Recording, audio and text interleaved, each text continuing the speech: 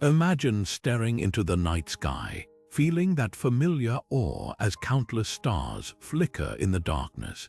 But what if I told you that hidden within that vast cosmic silence, something is calling out to us? Not with words, not with light, but with bursts of energy so powerful they defy explanation. These are the unexplained galactic signals, mysterious, fleeting, and utterly baffling. For decades, astronomers have trained their telescopes on the cosmos, only to catch whispers of something extraordinary, radio waves that arrive without warning, blazing across the universe in milliseconds before vanishing without a trace. Some come from galaxies billions of light-years away, carrying more energy than our sun emits in years. Others repeat in patterns so strange they seem almost deliberate. Are we listening to the natural death throes of distant stars, or could these be something far more extraordinary, signs of intelligence beyond our wildest imaginations? The truth is, the universe loves a good mystery, and these signals are among its most tantalizing. Picture this: a radio telescope suddenly picks up a pulse so intense it rewrites our understanding of physics. Scientists scramble to pinpoint its origin, only to find it's coming from a place where nothing should exist, a void between galaxies, a cosmic no man's land. Then, just as quickly as it appeared, it's gone. No explanation, no follow-up, just questions. Theories swirl like stardust. Could these be the echoes of collapsing neutron stars, the screams of black holes, or even the faint signatures of advanced civilizations reaching out? Every possibility stretches the limits of what we think we know, leaving us humbled by the sheer scale of the unknown. That's the magic of these signals. They don't just challenge science, they ignite our imagination. They remind us that for all our progress, the universe still holds secrets we've only begun to uncover. And that's where this journey begins. Over the next few minutes, we'll dive into 30 of the most enigmatic signals ever detected, exploring the cutting-edge theories that attempt to unravel them. From the infamous WOW signal to the eerie repetitions of FRB 1212, each one is a cosmic puzzle waiting to be solved. So buckle up, because by the time we're done, you'll never look at the night sky the same way again. The universe is speaking, and it's time we listened. Among all the unexplained signals ever detected, none has captured the public imagination quite like the WOW signal. It was the evening of August 15, 1977, when astronomer Jerry Amon was reviewing data from Ohio State University's Big Ear radio telescope, a machine so massive it sprawled across an entire field, silently listening to the cosmos. Then, out of nowhere, a burst of radio waves so intense lit up the printout that Amon circled it in red ink and scribbled a single, breathless word beside it: "Wow." This wasn't just noise. The signal lasted 72 seconds, a heartbeat in cosmic terms, but it blasted at a frequency of 1,420 megahertz, a range scientists had long speculated would be ideal for interstellar communication. Even stranger, it came from a seemingly empty patch of space near the constellation Sagittarius, with no known stars, planets, or natural radio sources nearby. And then silence. Despite decades of follow-up searches, the signal never repeated. So what was it? Some argue it could have been a comet's hydrogen cloud reflecting radio waves, except no known comets were in that region at the time.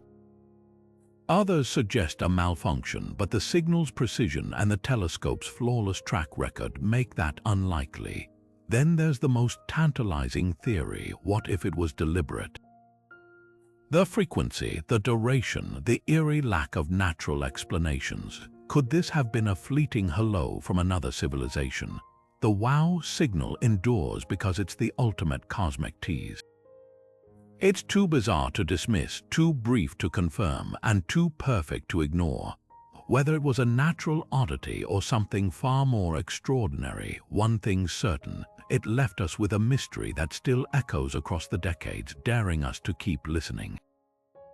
The WOW signal didn't just fade into cosmic static. It sparked a revolution in how we search the skies. For decades, that single red ink notation on a printout has haunted astronomers, becoming a symbol of both the promise and frustration of the search for extraterrestrial intelligence. SETI researchers, inspired by Eamon's discovery, redirected telescopes toward Sagittarius, hoping to catch another whisper. Projects like Breakthrough Listen have since scanned thousands of star systems, their algorithms fine-tuned to spot even the faintest echoes of a signal like WOW-S. Yet despite all that effort, the silence has been deafening. But here's what makes this mystery so enduring. It forced us to confront the sheer scale of the challenge. The universe isn't just vast, it's noisy. Between pulsars, quasars, and the hum of cosmic background radiation, finding a needle in a galactic haystack seems almost impossible. And yet, the WOW signal proved something extraordinary. If something is out there, it might only reveal itself once. That realization shifted the entire field. Scientists now prioritize real-time monitoring, with networks of telescopes ready to swivel at a moment's notice.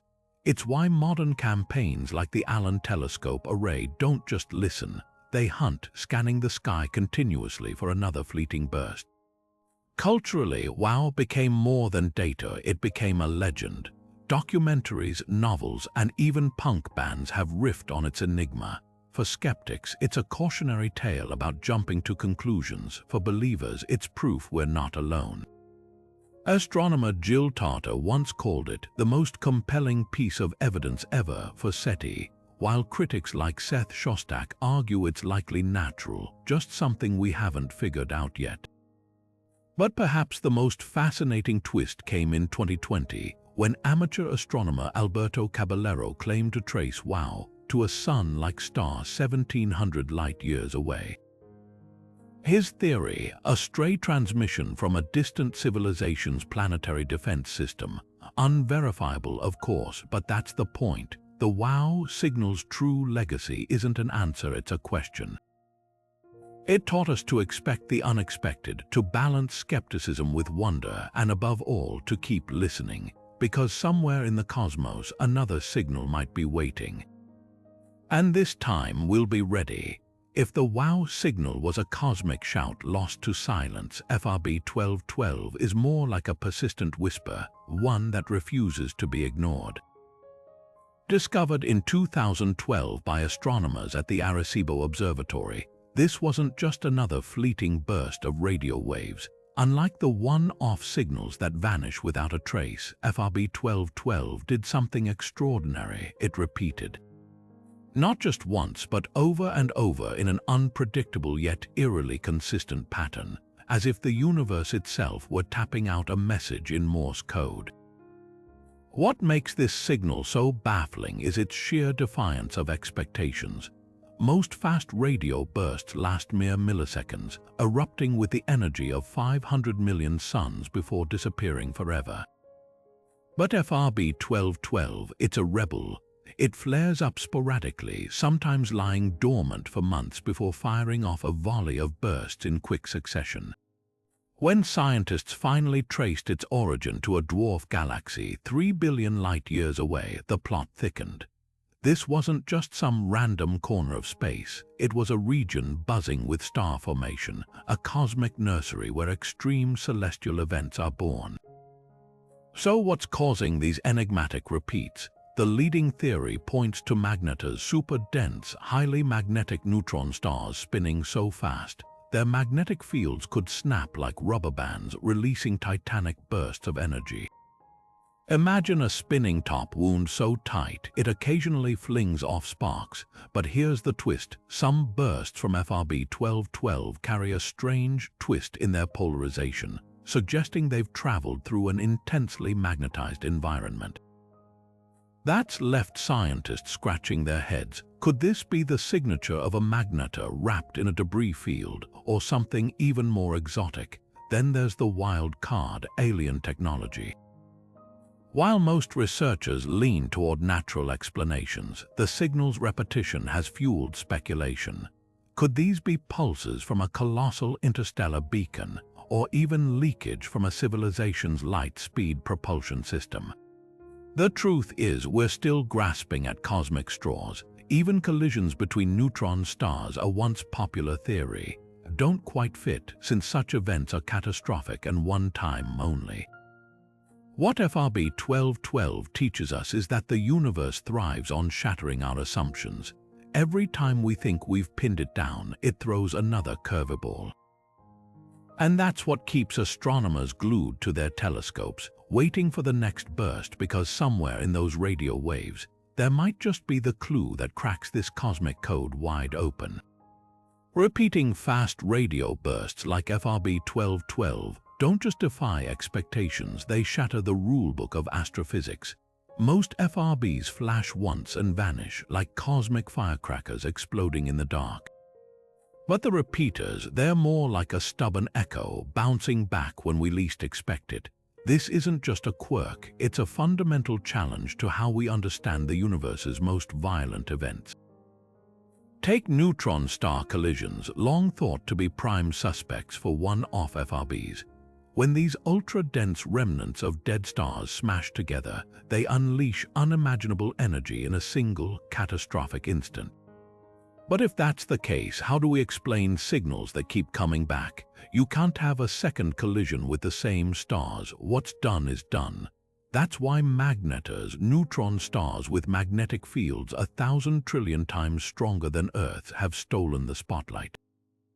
These cosmic powerhouses can produce multiple bursts as their crusts crack under intense magnetic stress, like a planetary-scale earthquake sending shockwaves through space. But even magnetars don't explain everything. FRB 1212's bursts sometimes cluster together, with days or months of silence in between, almost as if something is switching them on and off. Some scientists speculate these patterns could point to orbital dynamics, like a magnetar locked in a chaotic dance with another star or black hole. Others wonder if we're seeing the aftermath of a rare stellar merger, where leftover debris acts like a cosmic amplifier, focusing bursts into space like a lighthouse beam sweeping past Earth. Then there's the sheer energy. A single millisecond of an FRB can outshine an entire galaxy's radio output. For repeating bursts, that energy has to come from somewhere sustainable, not just a one-time cataclysm. One radical theory suggests blitzars, hypothetical neutron stars so massive, they hover on the edge of collapsing into black holes, releasing energy in fits and starts as they resist their own demise. Another idea throws dark matter into the mix, proposing that decaying or colliding particles could generate these precise, repeating signals, the wildest part.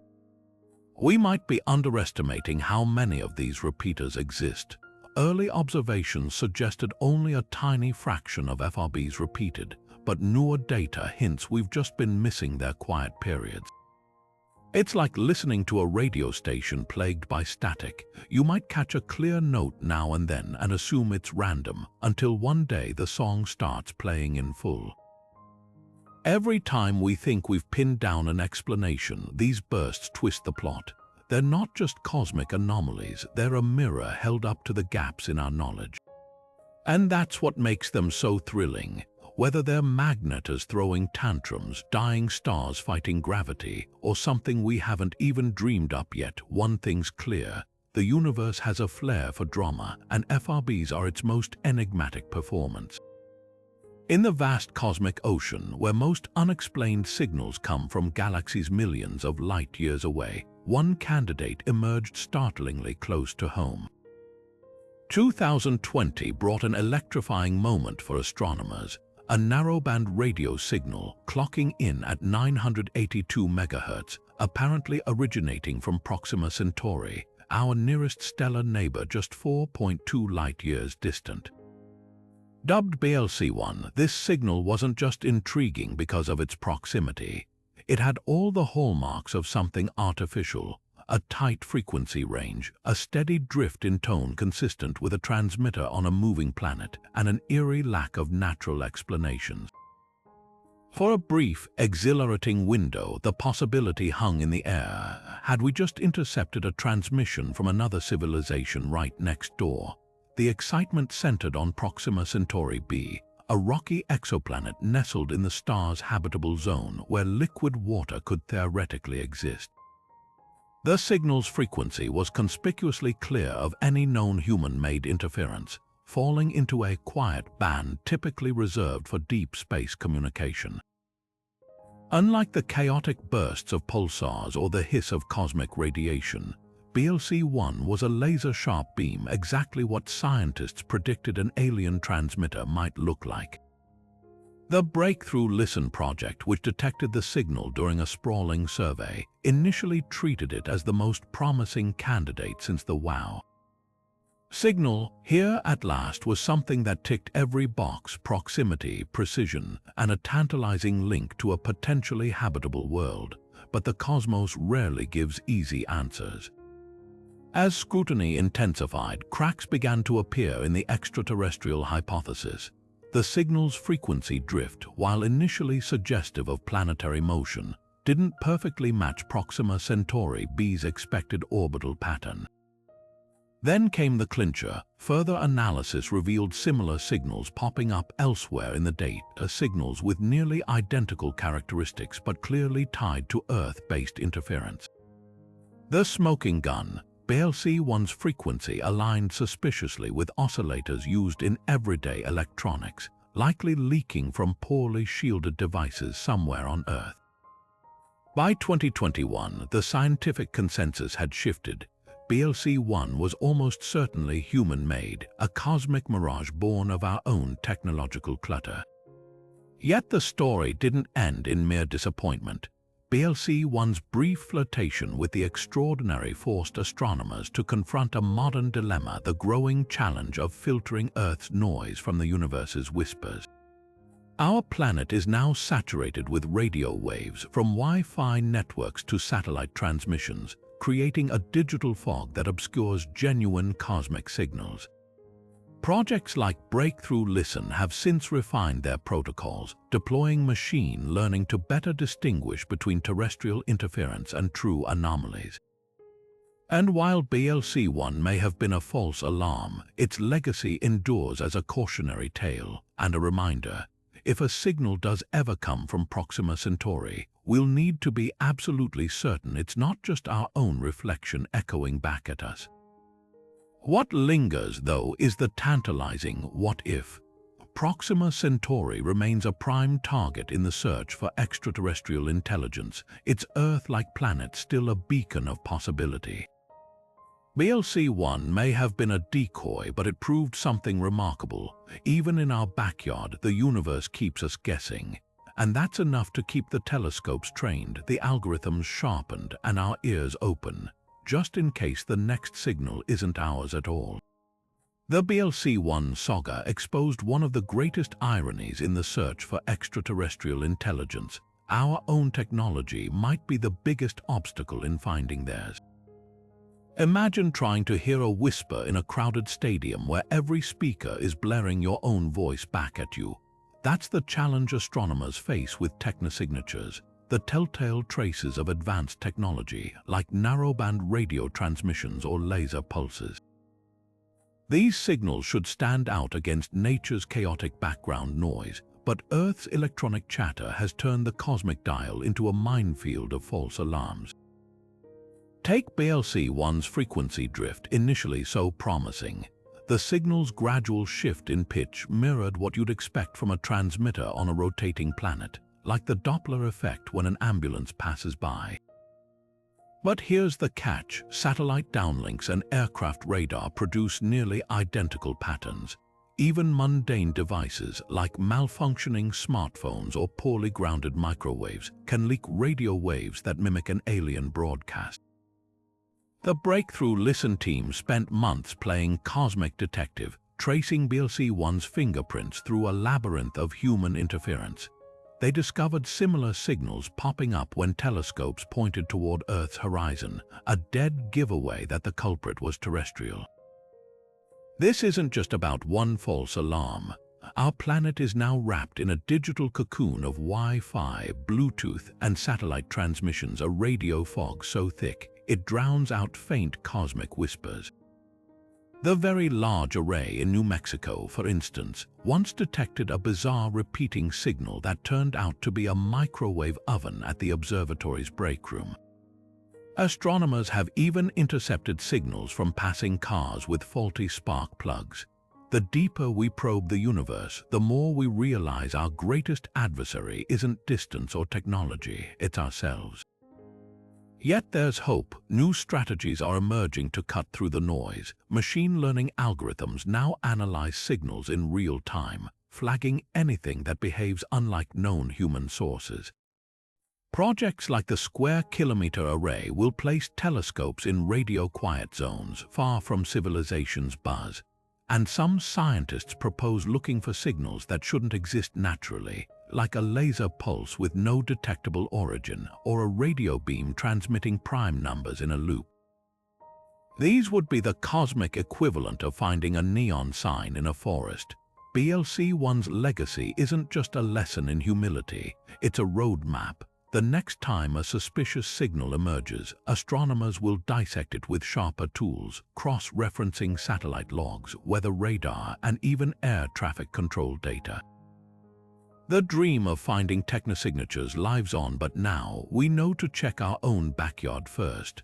After all, the universe isn't just hiding its secrets, it's daring us to tell them apart from our own reflection. Long before FRB 1212 teased astronomers with its repeating bursts, there was the signal that started it all, a cosmic thunderclap so powerful it rewrote the rules of radio astronomy. The year was 2007 when astrophysicist Duncan Lorimer and his student David Narkevic were sifting through old data from the Parkes Radio Telescope in Australia. Buried in observations meant to study pulsars, they found something that shouldn't exist. A 5-millisecond burst of radio waves so intense, it packed more energy than the sun emits in a month. Dubbed the Lorimer burst, this flash came from a galaxy 3 billion light-years away, vanishing as abruptly as it appeared. At first, the discovery was met with skepticism. Could this just be a glitch or worse, a prank? But the data didn't lie. The universe had sent a flare gun shot across the cosmos, and we just caught the echo. What set this signal apart wasn't just its energy, it was the way it seemed to scream through space. As the radio waves traveled, they stretched and scattered, a phenomenon called dispersion that hinted at the burst plowing through vast clouds of ionized gas. This wasn't a local event. The Lorimer burst had traversed half the observable universe before reaching us, its journey etching clues into the signal itself. Early theories scrambled to explain it: colliding neutron stars, a supernova's dying gasp, even the evaporation of a primordial black hole was floated. But none fit perfectly. Neutron star mergers were thought to produce singular, catastrophic explosions. So why did this burst leave no afterglow in visible light or X-rays? Then came the real twist. Follow-up searches found nothing. No repeats, no remnants, just silence. For years, the Lorimer burst stood alone, a cosmic unicorn that defied categorization. Some wondered if it was a fluke until 2013, when a second FRB was discovered in archived data from Arecibo. Suddenly, a pattern emerged. These weren't glitches. They were a new class of astronomical phenomenon, one so powerful and fleeting we'd likely been missing them for decades. The Lorimer burst's legacy is twofold. First, it shattered the assumption that the radio sky was predictable, revealing a universe crackling with violent, invisible energy. Second, it forced astronomers to confront the limits of their tools. Traditional telescopes move at a glacial pace compared to these millisecond flashes. Today's FRB hunters use real-time alert systems, with arrays like chimes scanning the entire sky every night. And while we've since uncovered hundreds more bursts, the original mystery endures. What could unleash such staggering energy in a blink? Magnetar's cosmic strings.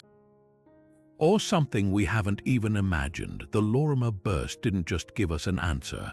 It gave us a frontier, and the hunt for its secrets is far from over. The discovery of the Lorimer burst didn't just add another oddity to the cosmic catalogue, it ignited a scientific revolution. Before that 5-millisecond blip, radio astronomy was like studying a forest by only listening to the rustling of leaves, steady, predictable, and quiet.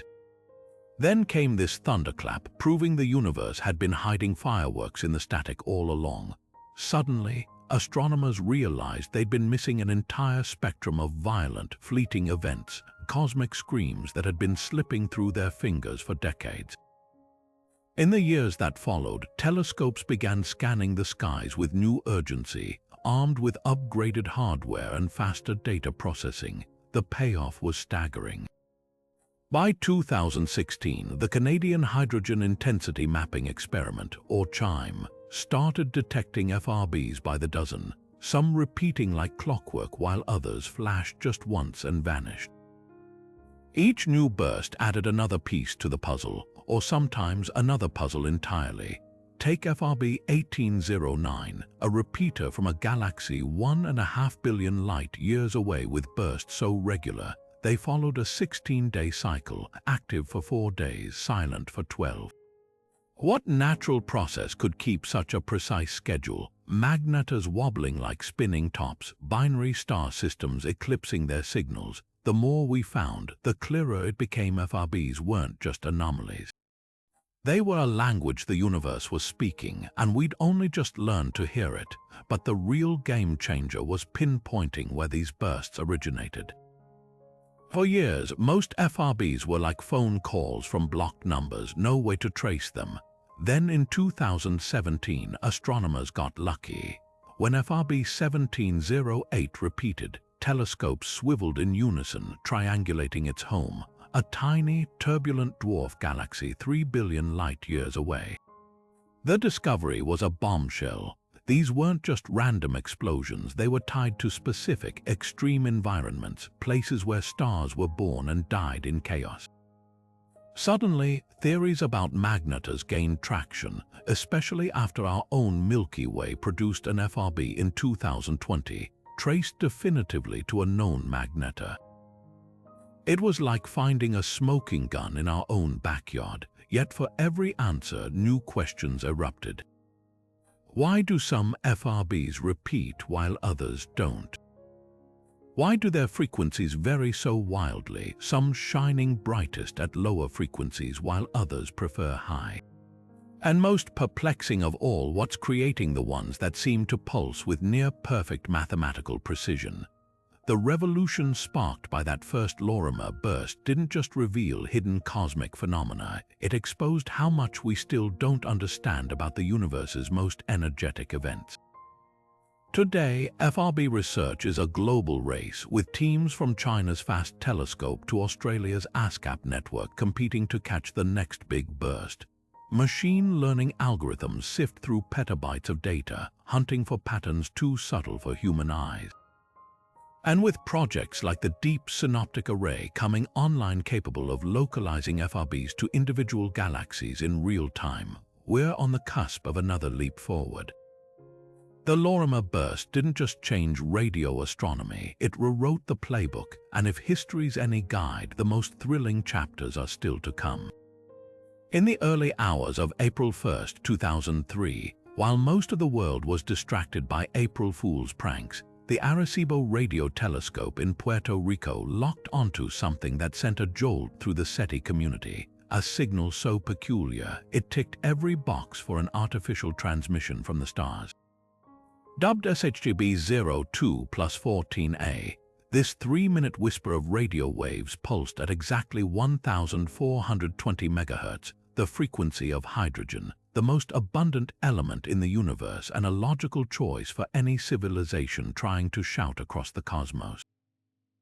What made scientists' hearts race wasn't just the frequency, but the signal's bizarre behavior. It drifted unpredictably, as if the source were wobbling through space, yet repeated 3 times over months of observation. For the first time, we had a candidate that matched the theoretical blueprint of an alien beacon. The intrigue centered on the signal's origin, a patch of sky near the constellations Pisces and Aries where no known stars or planets resided. This wasn't just empty space, it was a cosmic dead zone, a region where natural radio sources were scarce. The drift rate, the change in frequency over time, suggested the transmitter could be on a planet orbiting its star at 11 times Earth speed. That alone ruled out most conventional explanations: pulsars too erratic, satellites too slow.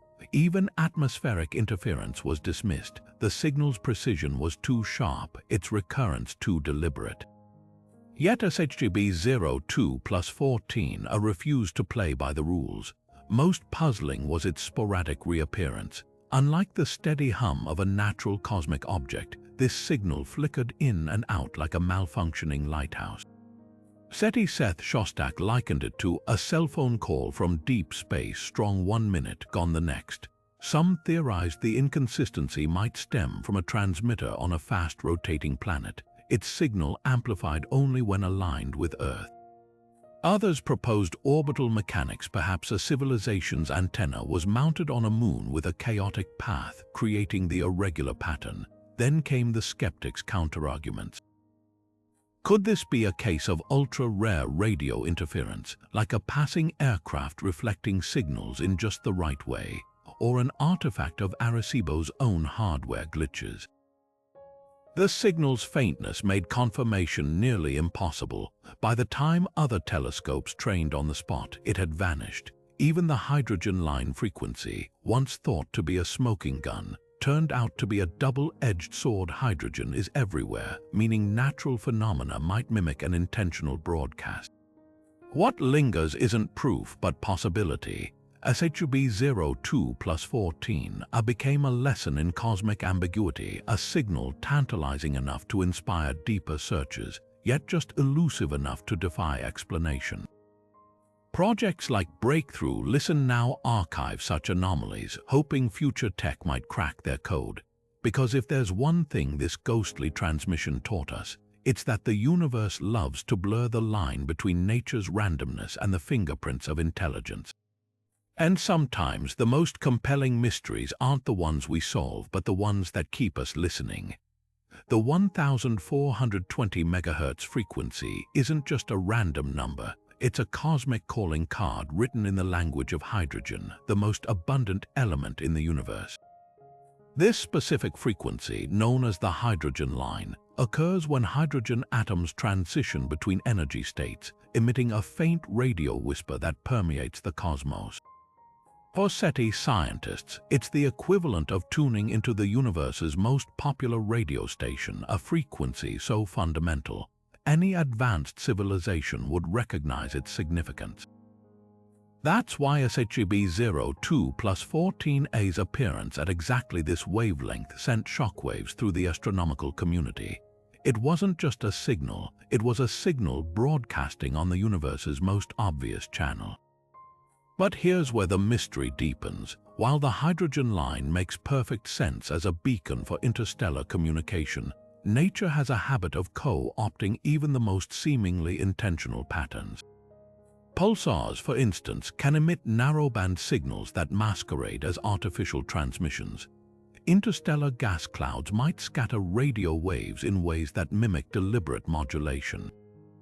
And then there's the Doppler effect, the same phenomenon that makes a siren's pitch change as it passes by, which could distort natural emissions into something that looks engineered. SHGB 02 plus 14a's drifting frequency, once thought to hint at a transmitter on a fast-moving planet, might instead be the result of plasma turbulence in deep space, warping the signal as it traveled billions of light years. Yet the possibility of artificial origin still lingers. Imagine a civilization deliberately using the hydrogen line as a universal, here we are signal, but transmitting from a spacecraft or space station with unstable motion. The irregular reappearances could suggest a rotating antenna or a relay system switching on intermittently. Some theorists even speculate about directed energy propulsion. Perhaps what we caught was the leakage from an alien vessel's power source momentarily aligned with Earth. These ideas straddle the line between science and speculation, but that's the nature of the hunt. When dealing with signals from the void, even the wildest theories deserve a moment in the spotlight. What makes SETI-02+14 so captivating isn't just the unanswered questions, it's the way it forces us to confront the limits of our assumptions. If an advanced civilization did choose to communicate, would their signals fit neatly into our human-made frameworks, or would they defy expectation, broadcasting in ways we haven't even considered? The hydrogen line remains SETI's best guess, but the universe specializes in surprises, and until we catch that next elusive transmission, all we can do is keep listening, ready for the moment when the cosmos decides to speak up again. In August 2015, a story ripped through the astronomy community that seemed ripped from the pages of science fiction, a strong, narrowband radio signal beaming from the direction of HD 164595, a sun-like star 94 light-years away in the constellation Hercules. The signal, detected by the Ratan 600 radio telescope in Russia, pulsed at a wavelength of 2.7 centimeters with an intensity that raised eyebrows. To make things even stranger, this star wasn't just any star. It was known to host at least one Neptune-sized planet, orbiting squarely in the habitable zone where liquid water could exist. The internet erupted. Had we just received a reply to the famous Arecibo message, humanity's deliberate radio shout into the cosmos sent 41 years earlier?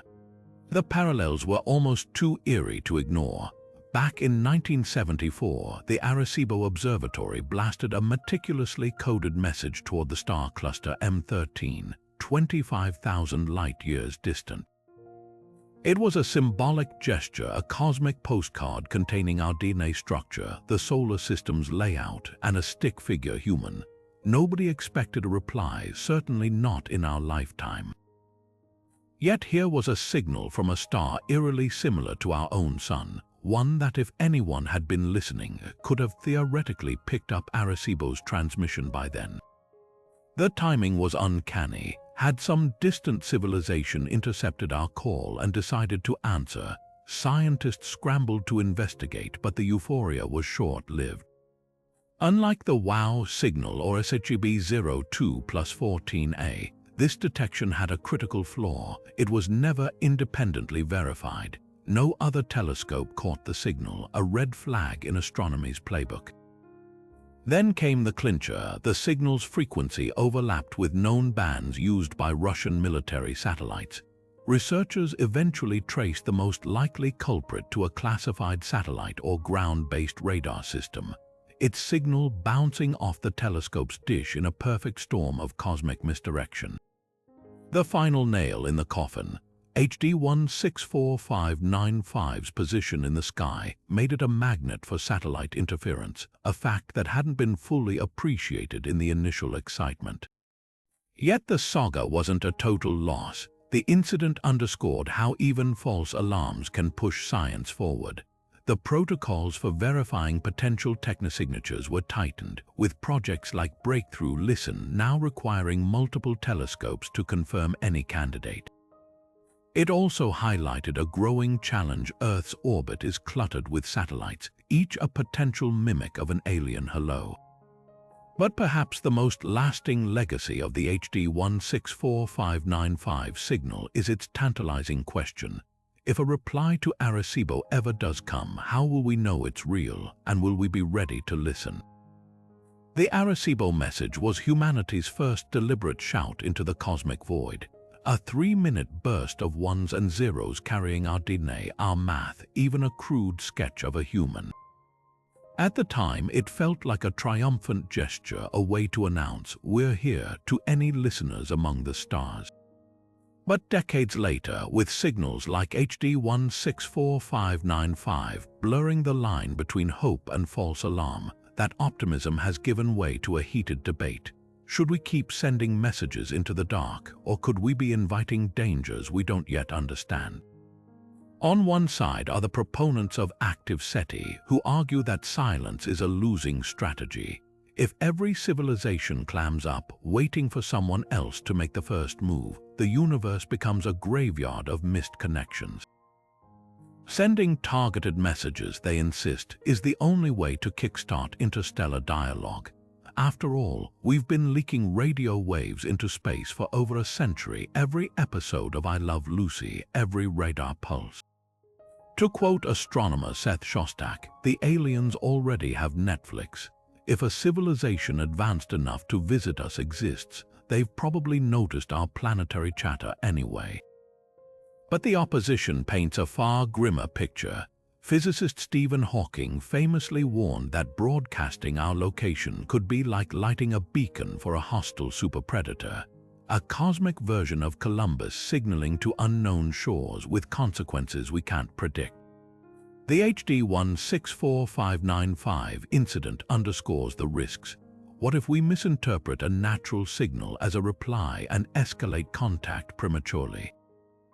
Even if the odds of encountering a malevolent civilization are astronomically low, the stakes humanity's survival are too high to ignore. Then there's the middle ground where scientists advocate for careful, intentional messaging with built-in safeguards. Instead of blasting our coordinates into the void, we could send puzzle-like signals requiring advanced math to decode a filter, ensuring only societies peaceful enough to collaborate at that level could respond. Others suggest targeting ancient, stable stars where civilizations would have had time to mature beyond aggression. It's a balancing act between curiosity and caution, between the urge to reach out and the wisdom of looking before we leap. The debate isn't just academic, it's philosophical. At its core, it forces us to confront who we are as a species. Are we the precocious newcomers eager to join the galactic conversation? Or are we the cautious observers, wise enough to listen before we speak? The universe has given us no rulebook, no guarantees. All we have is the static, the silence, and the echoes of our own voices bouncing back, sometimes as hope, sometimes as warnings. And until we know which is which, the question remains, do we keep shouting or do we hold our breath and wait? The year was 1967, and Cambridge astronomer Jocelyn Bell Burnell was poring over reams of data from her radio telescope when she spotted something extraordinary. A series of sharp, perfectly timed pulses arriving every 1.337 seconds, precise as a metronome. The signal, dubbed LGM-1 for Little Green Men, sent shockwaves through the scientific community. Never before had astronomers detected such a rhythmic cosmic broadcast.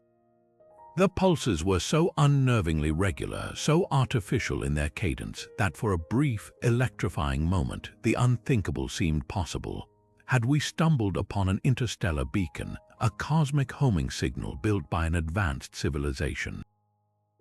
The implications were staggering. If these pulses were artificial, they would represent not just proof of extraterrestrial intelligence, but a technology far beyond human capability, something capable of broadcasting a signal detectable across light years.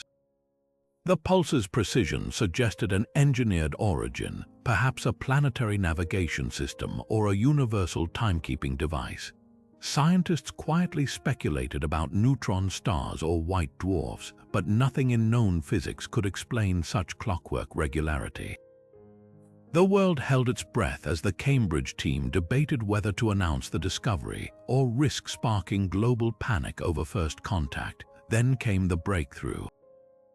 Weeks later, Bell Burnell found a second pulsing source in a completely different part of the sky. Then a third. The odds of multiple alien civilizations independently broadcasting near identical signals were astronomically low. The truth, once revealed, was both humbling and revolutionary. These weren't alien messages, but the spinning corpses of massive stars, neutron stars so dense. Their magnetic fields funneled radio waves into lighthouse-like beams that swept past Earth with each rotation. The universe had fooled them all, mimicking artificiality with natural perfection. Today, we know these objects as pulsars, and their discovery reshaped astrophysics. But the LGM episode left an indelible lesson. The cosmos is a master of deception. What looks deliberate might simply be nature showing off. That healthy skepticism, the willingness to question even the most thrilling hypotheses, became astronomy's greatest defense against cosmic mirages.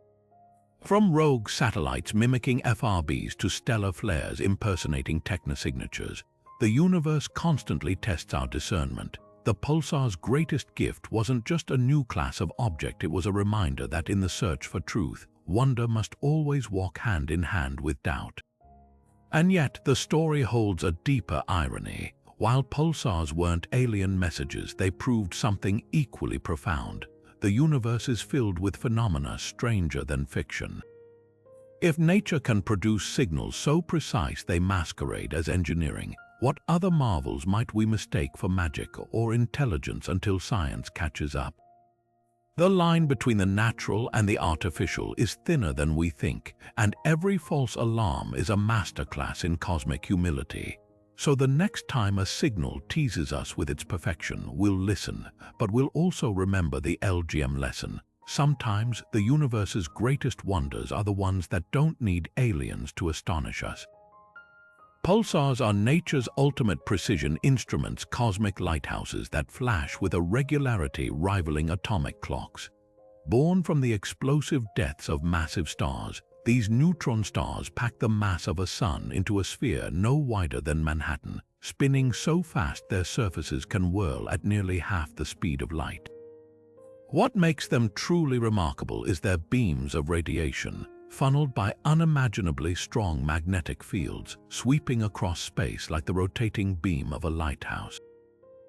Every time one of these beams points toward Earth, we detect a pulse, a blink of radio waves, X-rays, or even gamma rays arriving with metronomic precision. Some pulsars, like the famous one in the Crab Nebula, spin 30 times per second, while others, called millisecond pulsars, complete hundreds of rotations in a single second, their stability rivaling the most advanced human-made timekeepers. These celestial metronomes aren't just cosmic curiosities, they've become indispensable tools for astrophysicists. Because their pulses are so predictable, pulsars serve as natural GPS markers for the galaxy. By tracking slight variations in their arrival times, scientists can detect gravitational waves rippling through spacetime, map the Milky Way's magnetic field, and even test Einstein's theory of relativity with unprecedented precision. In 2008, astronomers discovered a pulsar orbited by 3 planets, proving these extreme environments can still host planetary systems. And in 2017, the LIGO collaboration used pulsar timing arrays to indirectly confirm the existence of gravitational waves years before direct detections began. Yet despite their natural origins, pulsars still fuel speculation about artificial signals. Their near-perfect regularity occasionally tricks even seasoned astronomers, as in the case of PSRB 1913+16, a pulsar whose pulses briefly seemed to carry encoded patterns, sparking a short-lived frenzy before natural explanations prevailed. Some theorists even argue that advanced civilizations might harness pulsars as galactic navigation beacons, using their predictable signals to chart courses across interstellar space. After all, if humans can use them as cosmic clocks, why couldn't a species with far greater technology? The irony is that pulsars embody both the promise and peril of the search for extraterrestrial intelligence. They remind us that nature can produce signals so precise, so uncannily artificial seeming, that distinguishing them from true technosignatures requires extraordinary care. Yet they also hint at the universe's ingenuity. If a collapsing star can create something this astonishing, what else might be out there, waiting to blur the line between the natural and the engineered? Every pulse is a challenge, a dare to keep searching, questioning, and remembering that sometimes the cosmos saves its most dazzling performances for the enigmas it refuses to fully explain. In the constellation Cygnus, about 1,400 light-years from Earth, a star behaves unlike anything astronomers have ever seen. Designated KIC 8462852, but better known as Tabby's star after the scientist who first noticed its oddities. This seemingly ordinary sun has become infamous for one baffling reason. It dims sporadically in ways that defy every known explanation. Imagine a light bulb flickering unpredictably, sometimes dropping in brightness by a few percent, other times plunging by a staggering 22%. Now scale that up to a star over 1.5 times the size of our own sun. That's the puzzle of Tabby's star, a cosmic enigma so perplexing, even the most outlandish theories struggle to keep up. The mystery began in 2015, when data from NASA's Kepler Space Telescope revealed the star's erratic dimming patterns. Unlike planets, which cause regular, symmetrical dips in starlight as they orbit, Tabby's star dimmed asymmetrically and at irregular intervals. Some dips lasted days, others weeks, with no discernible rhythm. The first instinct was to blame a swarm of comets, perhaps a family of them, trailing enough dust to blot out starlight in clumps. But calculations quickly unraveled this idea. To cause such extreme dimming, you'd need more comets than our solar system has ever produced, all orbiting impossibly close together. Then came the tantalizing alternative, the one that set the internet ablaze. Could this be evidence of an alien megastructure, specifically a Dyson sphere, a hypothetical construct where an advanced civilization harnesses a star's energy by surrounding it with solar collecting panels or satellites? The uneven dimming might align with a partially built swarm of such structures, blocking light in unpredictable chunks. Even skeptics admitted it was hard to dismiss outright. After all, nature tends toward symmetry. Intelligence thrives on purposeful asymmetry. Still, scientists urged caution, pointing out that extraordinary claims require extraordinary evidence. But the plot thickened. Archivists digging through old photographic plates discovered something astonishing. Tabby's star had been gradually fading for over a century, long before Kepler's observations. This wasn't just erratic dimming, it was a long-term decline, as if something were slowly encroaching on the star itself. New theories raced to fill the void.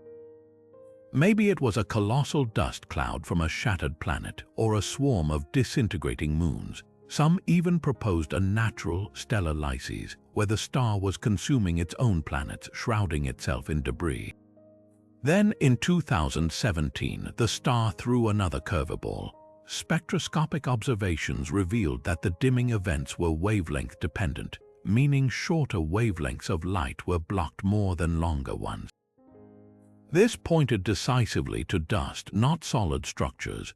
Dust scatters blue light more easily than red, and the data fit this pattern perfectly. The Dyson sphere hypothesis wobbled but didn't collapse. Dust could still surround artificial constructs, or perhaps a civilization's activities were unintentionally generating it. Today, Tabby's star remains an open case. No single theory explains all its quirks: the erratic dips, the century-long fading, the dust's fingerprints. Even the latest studies concede that something extraordinary is happening, whether it's a never-before-seen stellar phenomenon or just maybe the faint signature of intelligence tinkering with cosmic scales. What makes this star so compelling isn't just the mystery, it's the way it forces us to question the boundaries of the possible. Sometimes the universe doesn't just hide its secrets, it dangles them in front of us, whispering that we might not be as alone as we think.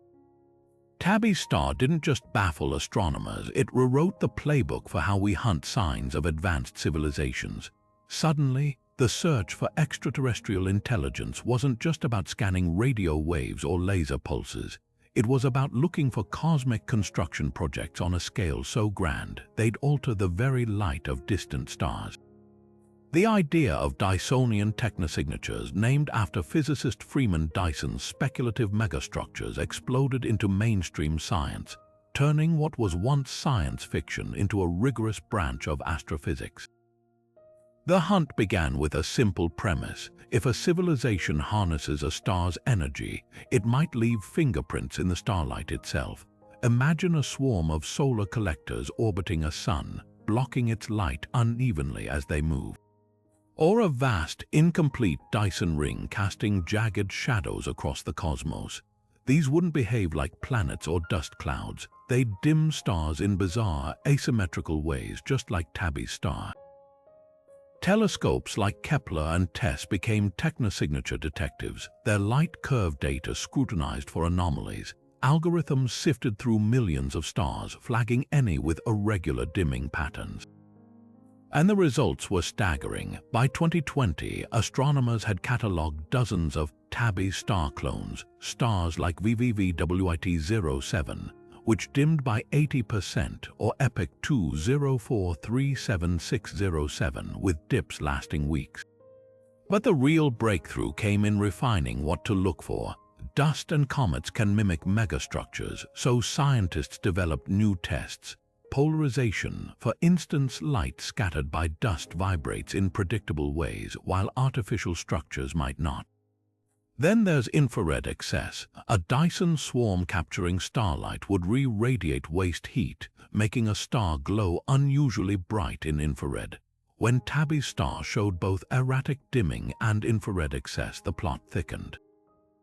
Even more compelling was Boyajian star's long-term fading, which some models suggested could align with a slow-building megastructure, yet the skeptics pushed back. Natural explanations still fit most cases, like Dipper stars, young suns draped in planet-forming dust that clumps unpredictably, and some dimming events traced back to stellar siblings. Binary stars where one partner's gravity yanks dust clouds into bizarre orbits. The challenge became separating cosmic oddities from true engineering. Enter machine learning. Projects like Vasco now deploy AI to spot unnatural patterns in starlight, features too irregular for nature, yet too structured for noise. What's remarkable isn't just the science, it's the shift in thinking. A century ago, aliens were pure fantasy. Today, we search for their ruins in starlight. Whether Tabby's star holds the key or not, it proved one thing. The universe is stranger than we dreamed, and the tools to explore its greatest mysteries are now in our hands. The question isn't just what we'll find, it's how many more Tabby stars are out there, waiting to turn our assumptions upside down. For years, astronomers at the Parkes Observatory in Australia were haunted by signals they couldn't explain. Brief, intense bursts of radio waves that seemed to come from the cosmos, but with a bizarre twist. Dubbed Perytons after a mythical winged stag, these bursts had all the hallmarks of deep space phenomena, milliseconds long, dispersed like signals traveling through interstellar gas and arriving from all corners of the sky. But one detail didn't fit. Unlike true cosmic bursts, Perytons appeared only during daylight hours, clustering around local noon like clockwork. It was as if the universe had set an alarm to troll scientists right when they'd take lunch breaks. The mystery took a surreal turn when researchers noticed something even weirder. The signals weren't just tied to daytime, they coincided with moments when someone opened the observatory's microwave oven mid-cycle. Yes, the kitchen microwave. The cosmic Perytons were actually the high-energy squeals of a hungry astronomer reheating leftover pizza. Here's how it worked. Opening the microwave door before the timer finished didn't just stop the heating, it vented a burst of radiation straight into the telescope's receivers. Because Parkes' dish was sensitive enough to detect a cell phone on Mars, it picked up these rogue kitchen emissions as if they were interstellar flares. The real breakthrough came when a grad student decided to test the theory. They deliberately ran the microwave with the door slightly ajar while the telescope observed. Instantly, the system lit up with Peryton-like bursts, their frequency signatures a perfect match. The clincher, each one carried the telltale Doppler shift of a microwave turntable spinning at just under 5 revolutions per minute. The universe wasn't sending signals, it was someone's frozen burrito spinning behind a half-open door. This wasn't just a case of cosmic mistaken identity. The Peryton saga taught astronomers a critical lesson. Before invoking black holes or aliens, check the break room. Today, observatories have strict no microwaving during observations policies, and radio telescopes now use shielding to block terrestrial interference. But the legacy of the Perytons endures as a reminder that science's greatest mysteries sometimes have the simplest explanations, ones hiding in plain sight, humming quietly in the corner of the kitchen. The Peryton debacle wasn't just a cosmic joke, it was a masterclass in scientific humility. Those microwave-induced signals exposed a glaring blind spot in our search for extraterrestrial intelligence, the assumption that interference would always be obvious.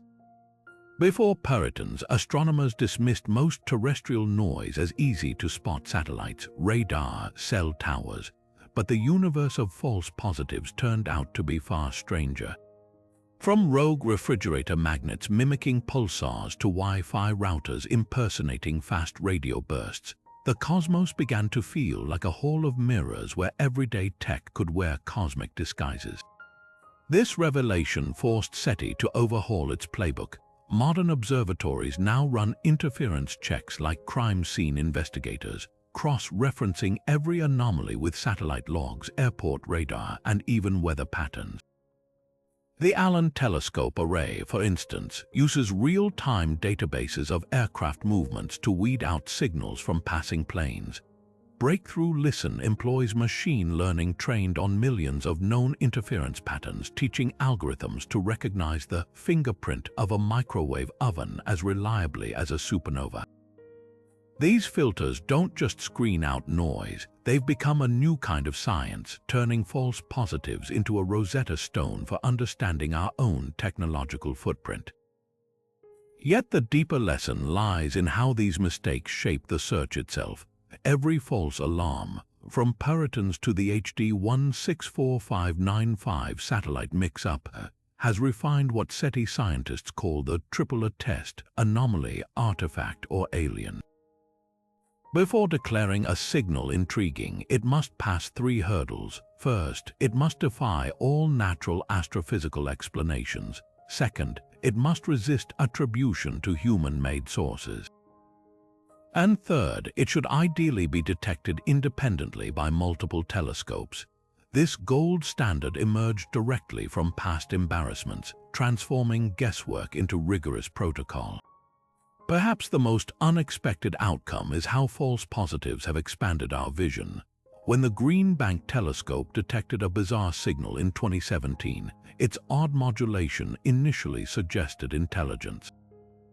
But instead of rushing to judgment, scientists dug deeper and discovered a new class of plasma clouds in Earth's upper atmosphere, capable of distorting radio waves in ways that mimic deliberate encoding.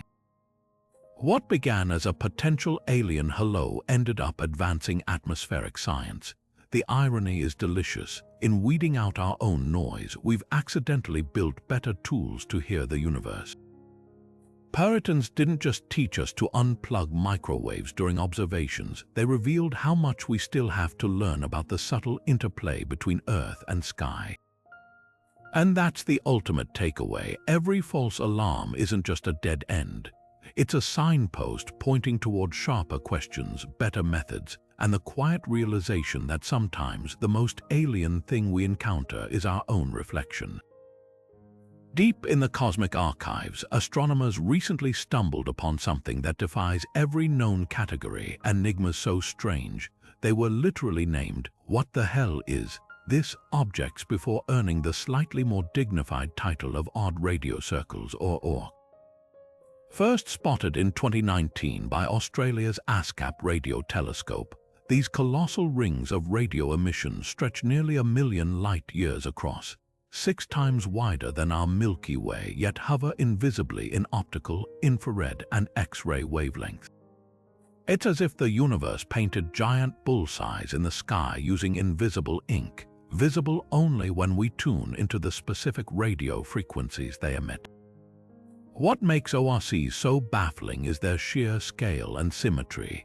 Unlike chaotic supernova remnants or the scattered debris of galaxy collisions, these circles are eerily perfect, like ripples frozen in a cosmic pond.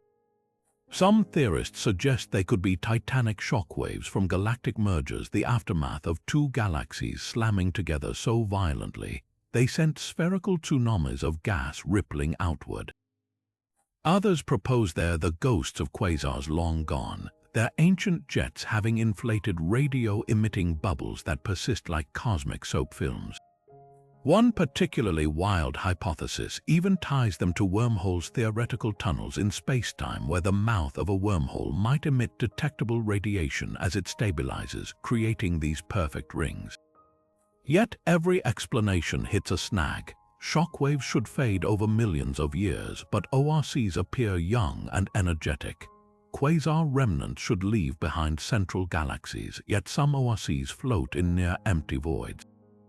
And wormholes, well, we're still not sure those exist outside of equations. Adding to the confusion, new observations reveal some ORCs have galaxies neatly centered inside them, like pearls in radio wave oysters, while others are hollow. This inconsistency suggests we might be looking at multiple phenomena, lumped together under one cryptic label, a cosmic zoo of mysteries wearing similar disguises. The hunt for answers is accelerating. Teams using South Africa's Meerkat telescope have begun mapping ORCs in unprecedented detail, uncovering intricate substructures within their rings, filaments, knots, and asymmetries that could be the fingerprints of their origins. Meanwhile, the upcoming square-kilometer array, with its unmatched sensitivity, promises to catch fainter ORCs and perhaps reveal patterns in their distribution. Every new circle found tightens the knot of the puzzle. Are these the death throes of galaxies we've never seen, the birth cries of structures we don't yet understand? Or something entirely beyond our current physics? One thing's certain, ORCs are a reminder that even in an era of space telescopes and supercomputers, the cosmos still holds cards it hasn't shown us. They're not just anomalies, they're invitations to rethink what we know about how galaxies live, die, and maybe even how they talk to each other across the void. And as long as these radio ghosts keep appearing in our telescopes, we'll keep chasing their secrets, one mysterious ring at a time. Odd radio circles aren't just cosmic oddities, they're wrecking balls smashing through the walls of our understanding. Every time astronomers think they've pinned down a rule about how galaxies evolve or how energy propagates through the universe, ORCs show up to laugh in the face of convention. Take something as fundamental as synchrotron radiation, the process by which electrons spiraling around magnetic fields emit radio waves. This phenomenon explains everything from pulsars to supernova remnants. Yet when applied to ORCs, the math collapses. The energy required to produce such vast, crisp rings would demand particle acceleration on scales we've only theorized in black hole jets or quasars. But here's the kicker, most ORCs have no visible engines at their cores, no supermassive black holes, no star-forming frenzy, just radio silence where there should be cosmic fireworks. Future telescopes promise to peel back these layers of mystery. The square-kilometer array, set to fully come online in the next decade, will scan the skies with 50 times the sensitivity of current radio telescopes. Imagine it like upgrading from a blurry black and white photo to an Ultra HD video suddenly. Those enigmatic ORC rings might reveal intricate substructures, wisps of gas, shock fronts, or even secondary rings nested like cosmic matryoshka dolls. And it's not just about sharper images. By analyzing the polarization of ORC radio waves, astronomers could trace the magnetic fields threading through them, potentially uncovering whether these structures are sculpted by invisible forces or remnants of galactic-scale explosions. But the real game-changer might lie in multi-wavelength observations. Right now, ORCs are radio ghosts invisible to optical and X-ray telescopes. What if the next generation of space observatories, like the European Space Agency's Athena X-ray telescope or NASA's Nancy Grace Roman Space Telescope, catches a flicker of light from an ORC's heart? That single glimpse could crack the case wide open. Imagine spotting a dim galaxy at the center, its black hole having erupted in a blast so titanic it inflated these radio bubbles billions of years ago. Or worse, imagine finding nothing at all, forcing us to confront the possibility that ORCs are the fingerprints of physics we haven't even dreamed up yet. Perhaps the most tantalizing clue lies in their distribution. ORCs seem to avoid crowded galaxy clusters, preferring quieter cosmic neighborhoods. That's bizarre because massive structures usually form where matter is densest. One radical theory suggests ORCs could be echoes of events in other dimensions, their rings marking where higher dimensional physics bleeds into our observable universe.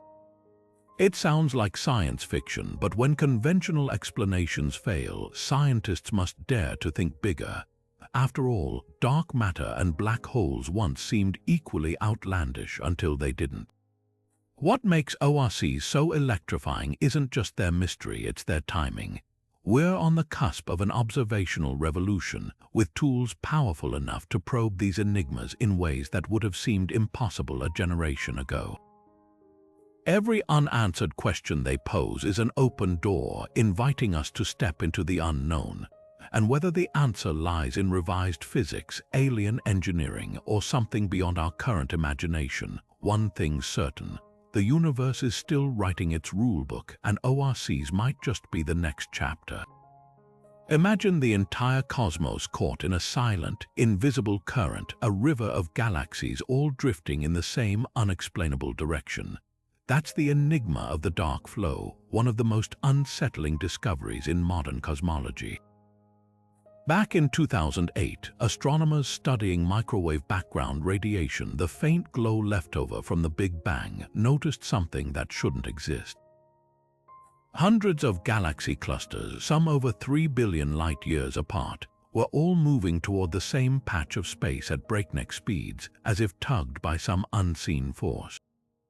Not just drifting aimlessly, but charging with eerie coordination, like iron filings pulled by a magnet hidden beyond the edge of the observable universe. At first, researchers assumed it was an illusion, statistical noise, or an error in the data. But as more clusters were mapped, the pattern held. This wasn't random motion, it was a wholesale migration. The culprit no one knew. The dark flow defied everything we understood about cosmic dynamics. Gravity from known matter couldn't explain it. Dark energy, the mysterious force accelerating the universe's expansion, shouldn't cause directional movement on this scale. Even dark matter, the invisible scaffolding shaping galaxies, was ruled out. The velocity was too high, the coherence too precise. So what could possibly yank entire galaxy clusters off course?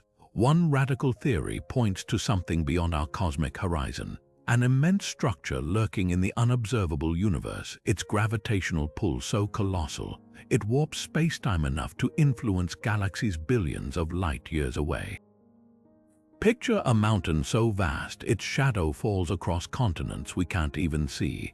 Some speculate it might be a supermassive cluster of galaxies, a supervoid of mind-boggling proportions. Others dare to suggest the unthinkable.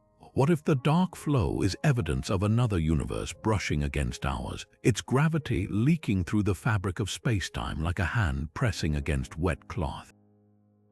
The implications are staggering. If true, the dark flow could be our first glimpse of the multiverse, a reality where our cosmos is just one bubble in an infinite froth of others. But skepticism runs deep. Critics argue the data might still reflect measurement errors or local effects amplified by flawed models. After all, detecting motion on this scale is like trying to measure a breeze while hurtling through a hurricane.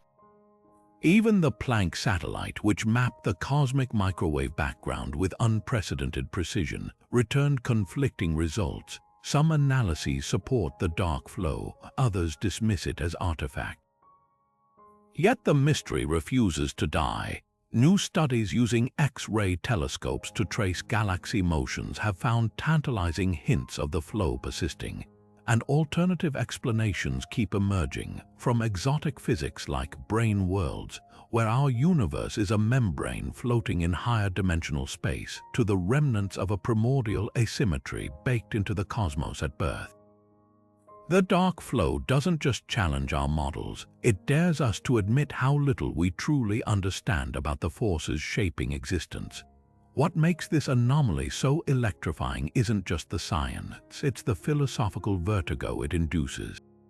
If the flow is real, it means the universe we see is just a speck in something infinitely larger, swayed by influences we may never fully comprehend. And if it's not, well, that's equally humbling. Either way, the dark flow remains a beacon in the dark, reminding us that the cosmos still holds cards it hasn't shown, and that the next great discovery might not be a new particle or a distant planet, but a silent current carrying us toward uncharted shores. The dark flow doesn't just hint at unseen forces, it throws open the door to one of cosmology's most electrifying possibilities, that our universe is just one thread in a vast, tangled tapestry of realities. Picture standing on the shore of an ocean, watching the tide pull relentlessly toward some distant, invisible current. That's what galaxy clusters caught in the dark flow resemble: cosmic driftwood tugged by a riptide whose source lies beyond the horizon of everything we can observe. For physicists, this isn't just a puzzle. It's a potential window into the multiverse, a realm where parallel universes bubble up like foam in an infinite sea. The math behind this idea isn't science fiction.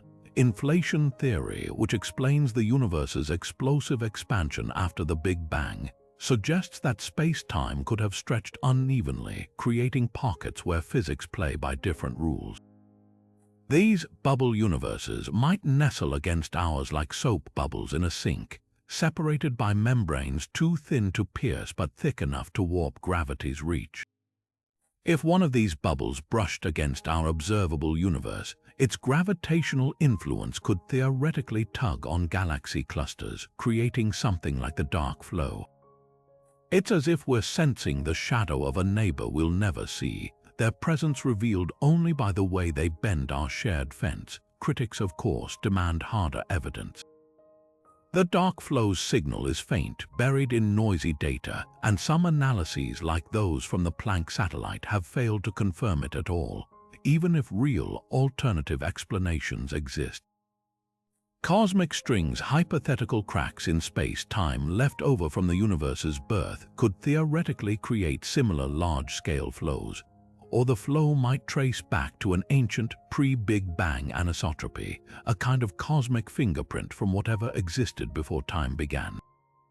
Yet the multiverse hypothesis lingers because it solves more than just the dark flow. It offers a plausible answer to why our universe's constants, the strength of gravity, the mass of electrons, seem bizarrely fine-tuned for life. If infinite universes exist, each with different laws, ours might just be the lucky one where everything clicked into place. The dark flow, then, becomes a potential clue in a much larger mystery. Not just what's pulling us, but how many unseen worlds might be out there, each with its own version of reality. The most tantalizing part, we may never know for sure. The very nature of the multiverse suggests that some truths lie forever beyond our observational reach, hidden by the ultimate cosmic horizon. But the dark flow keeps the dream alive, a whisper that somewhere beyond the edge of everything we know, the universe might be crowded with strangers, other realities, other rules, other versions of ourselves, all drifting in the same unfathomable dark.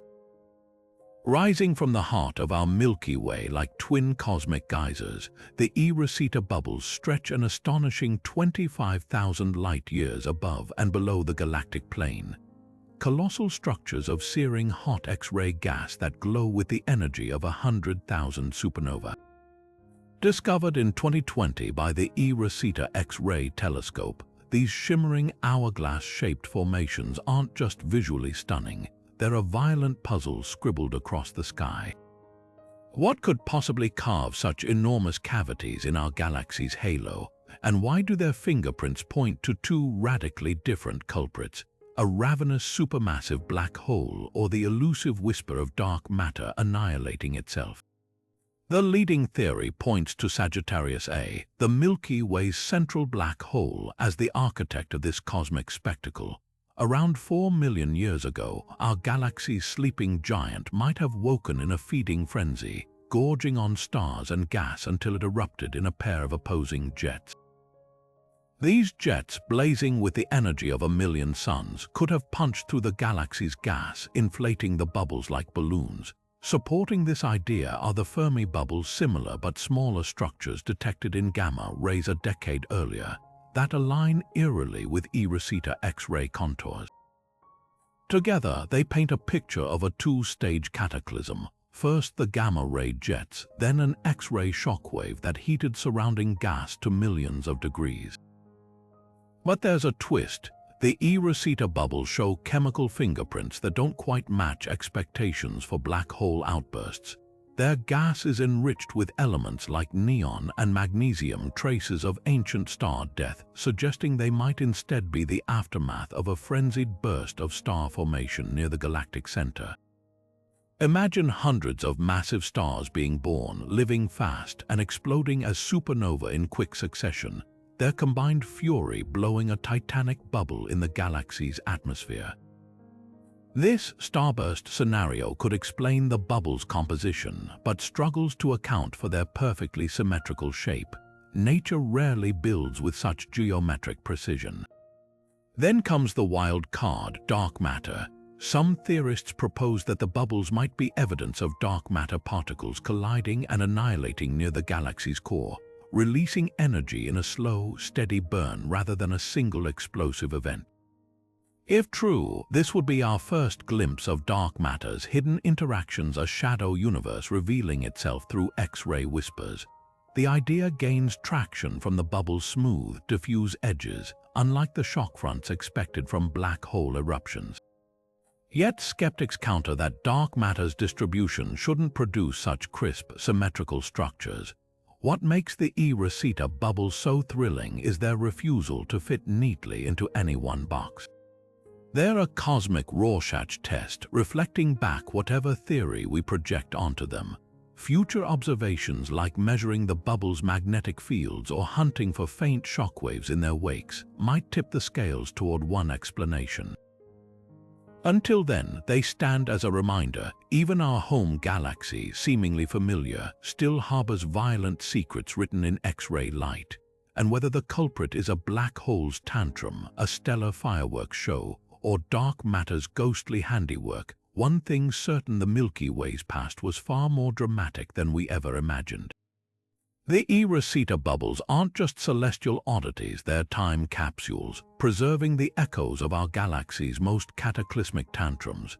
Like cosmic archaeologists sifting through layers of sediment, astronomers study these X-ray behemoths to piece together the Milky Way's hidden past, a history written in violence and upheaval. Every flicker of high-energy light, every element trapped within those gaseous walls, tells a story. And what's emerging is a portrait of a galaxy far more turbulent than the serene spiral we see today, a place where the center doesn't just hold, but occasionally erupts with enough force to reshape its entire halo. Take the bubble's sheer size. 25,000 light-years is no minor disturbance. It's evidence of an energy release so colossal, it dwarfs even the most violent supernova. To carve structures this vast, the event must have been a sustained eruption, not a fleeting blast. Picture a volcano not just erupting, but spewing lava continuously for thousands of years. That's the scale we're dealing with here. The leading suspect, Sagittarius A, our galaxy's supermassive black hole, which today lies mostly dormant, but the bubbles suggest it wasn't always so quiet. 4 million years ago, it might have gorged on a passing gas cloud or a hapless star, triggering jets of plasma so powerful they punched through the galactic disk like a fist through smoke. Yet the plot thickens when we examine the bubble's chemical makeup. The overabundance of neon and magnesium elements forged in the hearts of massive stars hints at another possibility: a starburst apocalypse near the galactic center. Imagine a cosmic baby boom where thousands of stars ignite in rapid succession, living fast and dying young in supernova explosions so frequent, their combined shockwaves blew a titanic hole in the Milky Way's atmosphere. This scenario would explain the enriched gas but raises another question. What triggered such a frenzy of star birth? Some theories point to gas clouds colliding under the black hole's gravitational sway, sparking a chain reaction of stellar ignition. Others suggest a ripple effect from a smaller galaxy merging with ours, its gas compressed and ignited as it spiraled inward. Then there's the dark horse candidate, dark matter. If certain exotic particles exist, they could be annihilating each other near the galaxy's core, releasing energy in a slow, steady burn rather than a single explosion. The bubble's symmetrical smoothness fits this idea better than the messy aftermath of a black hole outburst. It's a tantalizing thought that these structures might be our first tangible clue to dark matter's invisible interactions. But proving it would require detecting telltale gamma-ray signatures that so far remain elusive. What ties all these threads together is the realization that our galaxy is anything but static. The Milky Way breathes, convulses, and occasionally screams, with the eROSITA bubbles standing as scars from its last great upheaval. By studying them, we're not just solving a puzzle, we're rewriting galactic history, one X-ray photon at a time. And as telescopes grow more powerful, who knows what other ancient eruptions we'll uncover, hidden in plain sight like echoes in a cathedral. For decades, astronomers scanning the infrared sky kept stumbling upon a pattern that refused to make sense: ghostly bands of light at very specific wavelengths, flickering from star-forming regions, dying stars, and even distant galaxies. Dubbed unidentified infrared emission bands, or UR, these signals weren't the smooth curve of heated dust or the sharp spikes of simple gases. Instead, they appeared as jagged peaks and troughs, like the chemical fingerprint of something far more complex.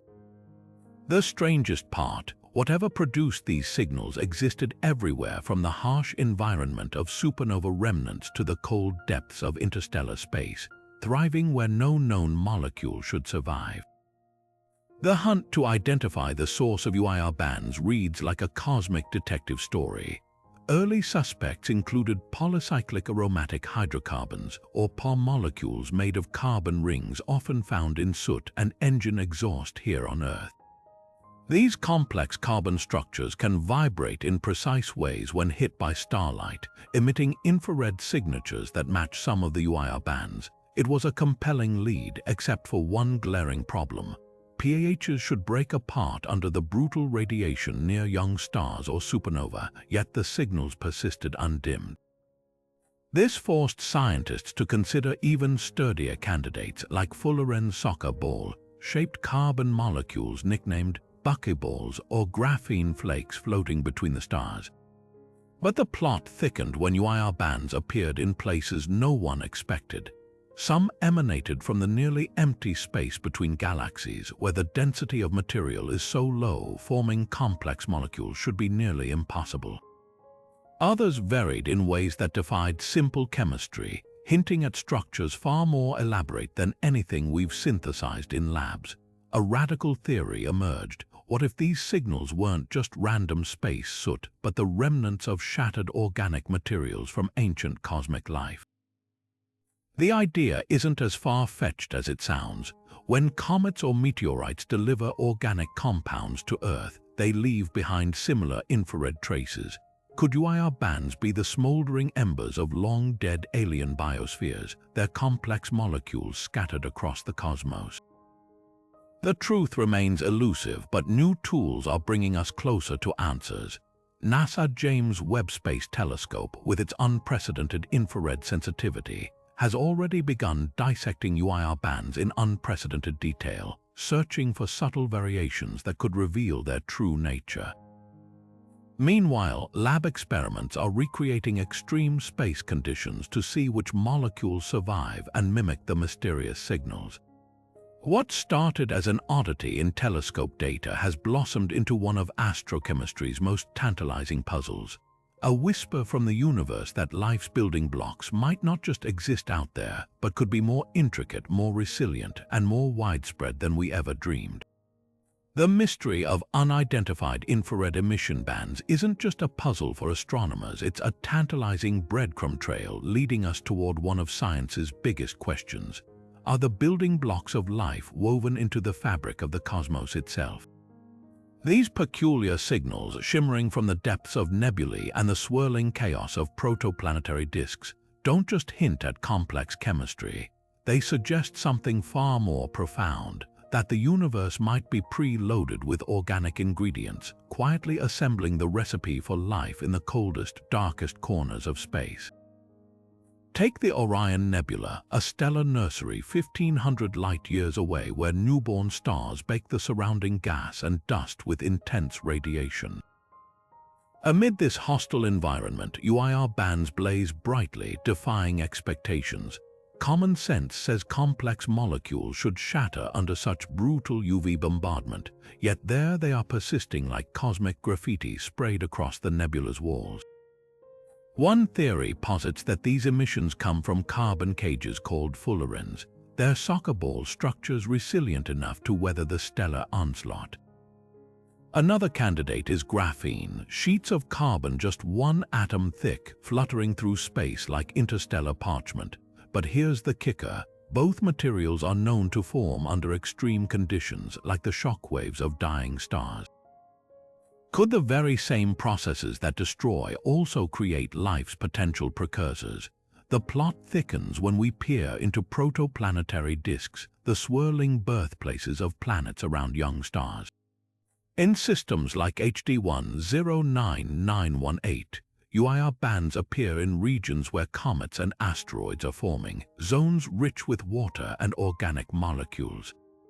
This overlap is striking. On Earth, meteorites deliver amino acids and nucleobases, key ingredients for life, and many of these space rocks bear infrared signatures eerily similar to UIR bands. It's as if the universe is running a vast chemistry experiment, stockpiling organic materials in icy celestial warehouses before shipping them to newborn worlds. Then there's the elephant in the room. Could these emissions be more than just chemical curiosities? Some astrobiologists float a radical idea that UIR bands might represent the scorched remains of ancient extraterrestrial organic matter. Imagine a scenario where life emerged elsewhere in the galaxy, only to be vaporized by a supernova or blasted into space by planetary collisions. The complex molecules left behind could disperse as interstellar dust, their infrared fingerprints lingering like cosmic fossils. While this remains speculative, it's a haunting possibility that we're detecting the ashes of biologies that flared and faded long before Earth existed. The James Webb Space Telescope is now turning its infrared eye toward these mysteries, dissecting UIR bands with unprecedented precision. Early observations of the Carina Nebula reveal subtle variations in the signals, suggesting a mix of molecules rather than a single culprit. Meanwhile, lab experiments on Earth are zapping synthetic fullerenes and pHs with radiation, trying to replicate the stubborn resilience of these spaceborne compounds. Every discovery peels back another layer, revealing a universe far more chemically inventive than we imagined. What makes UIR bands so electrifying isn't just their complexity, it's their ubiquity. From the scorched edges of dying stars to the icy fringes of young solar systems, these signals whisper the same message: the universe is drowning in organic potential. Whether they're the discarded tools of alien biospheres or simply nature's way of assembling life's raw materials, one thing's clear: the cosmos isn't just hospitable to life. It might be actively brewing it. After centuries of scanning the skies, one mystery towers above all others: the deafening silence. Despite trillions of stars, countless potentially habitable planets, and the high mathematical probability that life should have arisen elsewhere, the universe remains stubbornly mute. No alien greetings, no cosmic broadcasts, not even the faintest whisper of intelligence beyond Earth. This eerie absence is known as the Great Silence, and it forms the spine of the infamous Fermi paradox. If the universe is so vast and ancient, where is everybody? Theories attempting to bridge this cosmic disconnect range from sobering to spine-chilling. One of the most unsettling is the zoo hypothesis, the idea that advanced civilizations might be deliberately avoiding contact, observing us like animals in a galactic nature preserve. Imagine ants in a rainforest unaware of the biologists watching from above. Proponents argue that any society capable of interstellar communication would likely follow strict ethical protocols to avoid disrupting developing cultures. The silence, then, wouldn't be an accident but a policy, a cosmic prime directive shielding us until we reach a technological maturity where contact wouldn't destroy our society. Yet darker explanations lurk in the shadows. The Great Filter theory suggests that some catastrophic bottleneck prevents life from progressing beyond a certain point, a hurdle so lethal that virtually all civilizations hit a wall before achieving interstellar communication. This filter could lie in our past. Perhaps the leap from single-celled to multicellular life is astronomically rare, or more terrifyingly, in our future, nuclear war, environmental collapse, or runaway artificial intelligence acting as a universal graveyard for advanced species. The chilling implication: if the filter is ahead of us, humanity's window of existence might already be closing. But not all theories paint such grim portraits. Some astronomers propose we're simply searching wrong, that alien communication might use technologies we can't yet detect, like neutrino beams or quantum entanglement. Others argue that space is too vast and timescales too long. Civilizations might bloom and fade like fireflies in the night, their signals crossing the void long after they've gone extinct.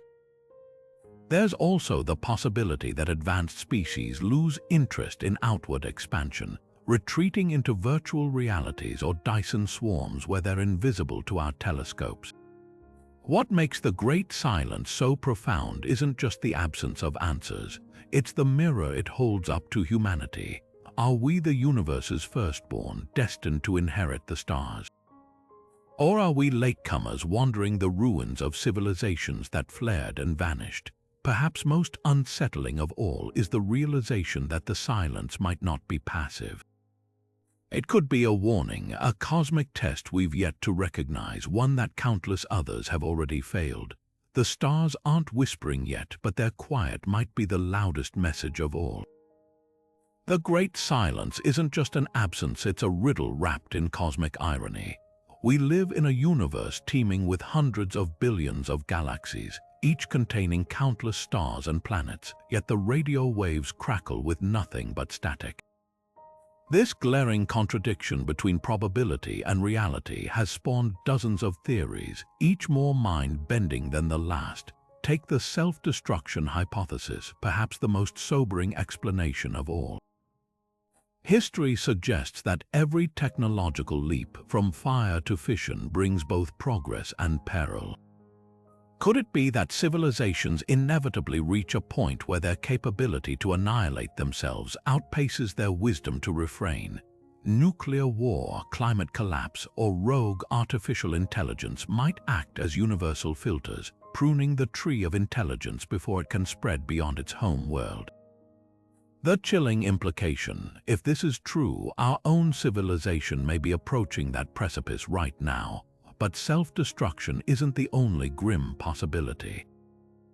The rare intelligence hypothesis flips the script entirely, proposing that the emergence of complex tool-building life might be extraordinarily unlikely.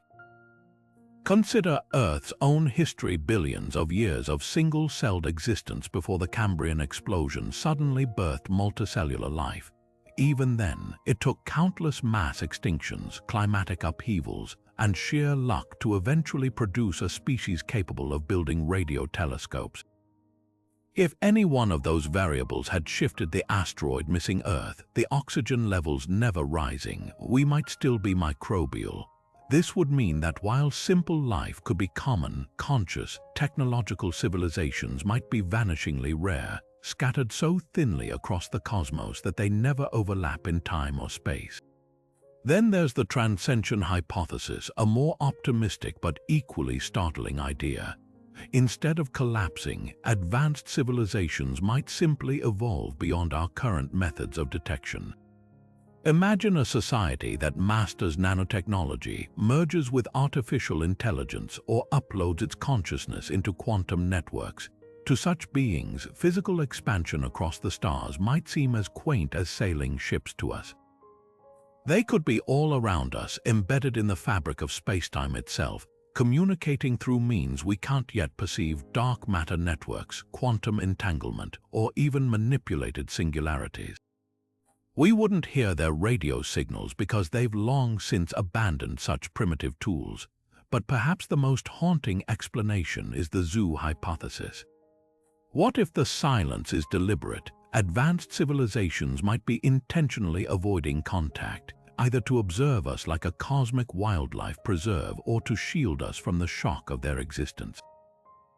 Think of uncontacted tribes in the Amazon. Governments restrict interaction to prevent unintended harm. On a galactic scale, this could mean we're quarantined until we reach a certain level of maturity, whether technological, ethical, or both. The universe might be buzzing with activity, but we're sitting in a quiet corner waiting for our invitation to the conversation. The paradox forces us to confront uncomfortable truths about our fragility, our rarity, or even our naivety. Whether the answer lies in the ashes of fallen civilizations, the staggering unlikelihood of our existence, or the possibility that we're simply not listening the right way, the silence itself is a message. And until we decode it, the stars will keep their secrets, leaving us to wonder if we're alone, or if something out there is choosing not to answer. In October 2017, astronomers spotted something streaking through our solar system that didn't belong, a bizarre, cigar-shaped object tumbling end over end at blistering speeds. Named Oumuamua, Hawaiian for scout from the distant past, it was the first confirmed visitor from interstellar space, and its behavior defied every expectation. Unlike comets or asteroids we'd seen before, this intruder lacked the telltale coma, the fuzzy halo of gas and dust that forms when icy bodies approach the sun. Its surface was eerily dark, reflecting almost no light, and its shape, an elongated sliver roughly 10 times longer than it was wide, was unlike any natural object we'd catalogued. But the real shock came when telescopes tracked its trajectory. Instead of slowing as expected under gravity's pull, Oumuamua accelerated as if pushed by some unseen force. Theories erupted like solar flares. Mainstream astronomers argued for exotic but natural explanations, perhaps outgassing of hidden hydrogen ice, a phenomenon never before observed but theoretically possible. The sun's heat could have vaporized these ices, creating an invisible jet that nudged the object forward without leaving a visible tail. Others proposed even wilder ideas. Maybe Oumuamua was a shard of a shattered exoplanet, torn apart by its star's gravity and launched into the void.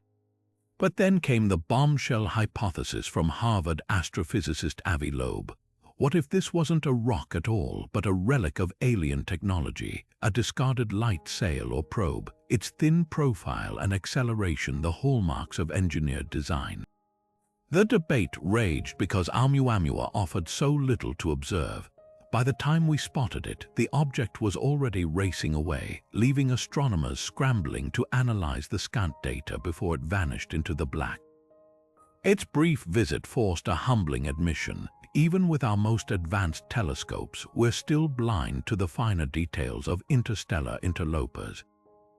That's why projects like the upcoming Vera-C Rubin Observatory are game changers. With its unprecedented scanning power, it could detect dozens more of these visitors, giving us the statistical sample needed to unravel whether Oumuamua was a cosmic oddball or a harbinger of things to come. What makes this mystery so electrifying isn't just the unanswered questions, it's the philosophical quake it triggered. Oumuamua forced us to confront how little we know about what's sailing through the cosmic ocean beyond our solar shores. Whether it was a hydrogen iceberg, a shattered world, or something far stranger, one thing's certain: the universe is far more inventive than our textbooks suggest, and the next visitor might rewrite the rules all over again. The fleeting visit of Oumuamua left astronomers with more questions than answers, but it also ignited a mission to ensure we're never caught off guard again. Across the globe, scientists are now racing to build the tools needed to intercept and study the next interstellar visitor, turning what was once a cosmic anomaly into a cornerstone of modern astronomy. Leading the charge is the Vera C. Rubin Observatory, set to begin operations in Chile by 2025. With its groundbreaking 8.4-meter mirror and a camera boasting 3.2 billion pixels, Rubin will scan the entire southern sky every 3 nights, casting a net so wide that even fast-moving objects like Oumuamua won't slip past undetected. Its algorithm-driven alerts will flag anomalies in real time, giving telescopes worldwide precious weeks, or even months, to train their instruments on future visitors before they vanish into the depths of interstellar space. But spotting these objects is just the first step. The European Space Agency's Comet Interceptor mission, slated for launch in 2029, takes preparedness to another level. Unlike traditional probes designed for pre-selected targets, this spacecraft will park itself at a gravitational sweet spot between Earth and the Sun, lying in wait like a cosmic sentinel. When the next interstellar traveler is detected, the interceptor will spring into action, rerouting to meet it within months, a nimble response that would have been impossible with Oumuamua's sudden appearance. Equipped with spectrometers and high-resolution cameras, it could finally settle debates about composition. Is the object outgassing exotic ices? Does its surface bear the scars of cosmic rays accumulated over millennia? Or might it reveal artificial coatings or geometries that defy natural origins? Meanwhile, initiatives like Harvard's Galileo project are redefining the search for extraterrestrial technology. Instead of waiting for ambiguous signals, this effort systematically scans the skies for physical artifacts, whether they're interstellar objects like Oumuamua or potential alien probes lurking in Earth's orbit. Using networks of high-precision telescopes and advanced sensors, the project aims to capture detailed imagery and spectra of any anomalous visitors, leaving no room for speculation about their nature. It's a paradigm shift from passive observation to active hunting, one that treats interstellar interlopers not as curiosities, but as potential messengers bearing secrets about our place in the cosmos. The stakes couldn't be higher. Each new visitor carries clues about the formation of distant star systems, the prevalence of exotic materials, or even the existence of other civilizations. Imagine analyzing an object forged around a dying star light years away, its chemistry telling stories of alien supernova, or discovering an artifact bearing marks of engineering, an unambiguous sign that we're not alone. With upgrades like the Square-Kilometer Array radio telescope joining the hunt, future detections might even reveal whether these objects emit artificial signals, turning them from passive drifters into active envoys. What Oumuamua taught us is that the universe is far stranger than our textbooks described, and we're finally building the tools to meet it on its own terms. The next time a mysterious visitor streaks through our solar system, we won't just watch it pass. We'll be ready to chase it down, interrogate its secrets, and perhaps uncover truths that rewrite our understanding of existence itself. The era of interstellar exploration isn't coming, it's already here, and the next chapter begins with a single faint blip on a telescope screen, from the echoing whispers of the wow. Signal to the enigmatic dance of odd radio circles, these 30 galactic mysteries share one thing in common: they refuse to play by our rules. Each one is a crack in the facade of our cosmic understanding, a reminder that the universe delights in upending expectations. The repeating bursts of FRB 1212 mock our notions of natural explosions, their patterns too precise yet too erratic.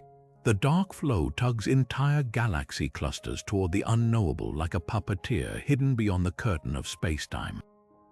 And who could forget Oumuamua's cosmic drive by an interstellar interloper whose bizarre acceleration left us questioning whether it was a shard of a shattered world or something far more engineered. These aren't mere anomalies, they're catalysts. Every unexplained signal forces science to rewrite its playbook, to invent new tools and toss out old assumptions. The eROSITA bubbles, they turned our Milky Way from a quiet suburb into a crime scene, complete with evidence of ancient cataclysms we're still piecing together. UIR bands, those ghostly infrared fingerprints hint at organic chemistry thriving where it shouldn't, nudging us to rethink life's building blocks as universal graffiti. Even false alarms like BLC-1 or the Perytons serve a purpose, sharpening our ability to discern cosmic whispers from terrestrial noise. What ties these mysteries together isn't just their strangeness, it's their refusal to let us settle. The Great Silence, for instance, isn't just an absence, it's a mirror reflecting our own existential questions back at us. Are we alone, unlucky, or simply not listening the right way? Every unexplained signal is a breadcrumb on the trail to deeper truths, whether about magnetas bending physics to their will, dark matter's invisible hand, or civilizations that might be hiding in plain sight. So where does that leave us? Not with answers, but with something far more valuable: wonder. Each of these 30 signals is an invitation to stay curious, to keep our telescopes trained and our minds open. Because the universe isn't just bigger than we imagine, it's stranger, wilder, and more humbling. And if history's any guide, the next great discovery won't come from clinging to what we know. It'll emerge from the static, the noise, and the anomalies that dare us to think differently. The cosmos is still writing its story, and we've only just begun